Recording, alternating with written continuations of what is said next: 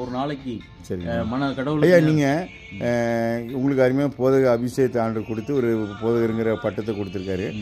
உங்களால் ஒரு வருஷத்துக்கு எத்தனை வழியாக புது ஆத்மாக்களை ரசித்து ஆண்டவருக்கு கொண்டு வர முடியும்?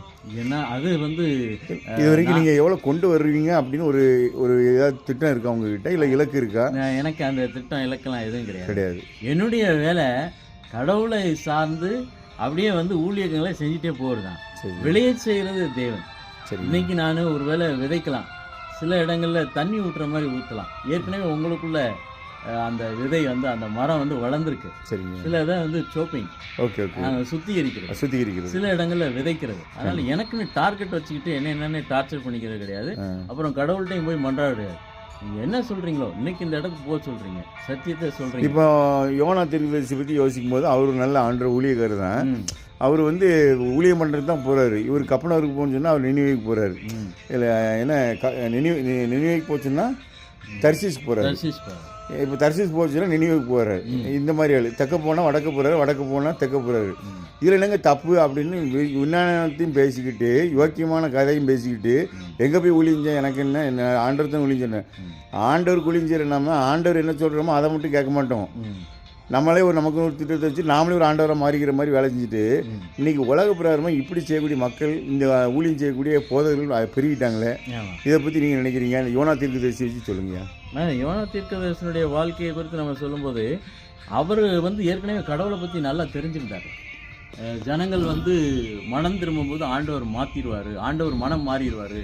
ஏன்னா அவருக்கு வந்து ஆத்மாக்கள் தான் முக்கியம் அப்படின்னு சொல்லிட்டு யோனா தீர்க்கதரிசிக்கு தெரியும். கீழ்ப்படிதல் கிடையாது. அப்புறம் அதில் போனோம்னா ஜனங்கள் வந்து எந்த அளவுக்கு அவரை ஏற்றுக்குவாங்கன்ற ஒரு சந்தேகமும் இருந்திருக்கும். ஒரு நல்ல செய்தியை சொல்கிறதுனால ஒரு ஈஸியான வேலை. இது வந்து அவர்களுக்கு அழிவை கொண்டு போகிறதான செய்தி. ஒருவேளை யாராவது எதிராக வரலாம் அப்படின்ட்டு கூட இருக்கலாம். அப்புறம் ஏற்கனவே ஒரு தேவனை பற்றி அறிந்தவர். குறிப்பாக அவர் வந்து அவ்வளோ தூரத்துக்கு ஆத்ம பாரம் இல்லாதவர், அல்லது தேவனோடு ஐக்கியம் அதிகமான இல்லை அப்படின்னு தான் நம்ம சொல்ல முடியும். ஏன்னு சொன்னால் அவர் வந்து தேவன் மனம் மாறிட்டார். பரவாயில்லையாப்பா, நம்ம பிரசங்கத்தின் மூலமாக ஒரு தேசமே மனம் திரும்பி இருக்கு அப்படின்னு சந்தோஷப்படுறதுக்கு பதில் அவன் துக்கப்படுறான்.